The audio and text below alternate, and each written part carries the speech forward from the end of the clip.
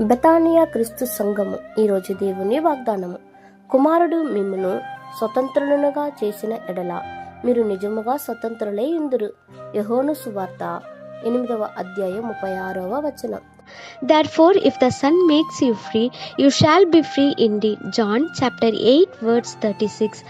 August 15న మన దేశం బానిసత్వం నుండి స్వతంత్రం పొందిన రోజు. అయితే ఈరోజు చాలా మంది బయటికి స్వేచ్ఛగా ఉన్నప్పటికీ లోపల భయం, ఆందోళన, పాపం, వేదన వంటి వాటితో బంధించబడి ఉన్నారు.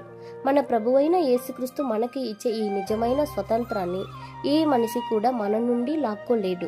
అందుకే దేవుడు ఈ అద్భుతమైన వాక్యాన్ని మనకు చెబుతున్నాడు. ఈ స్వతంత్ర దినోత్సవం సందర్భంగా మన దేశానికి లభించిన స్వతంత్రం కోసం కృతజ్ఞతలు చెల్లిద్దాం. అదే సమయంలో మన హృదయానికి నిజమైన విముక్తిని ఇచ్చే యేసుక్రీస్తును వెతుకుదాం. మీ అందరికీ స్వతంత్ర దినోత్సవ శుభాకాంక్షలు. ఆమేన్.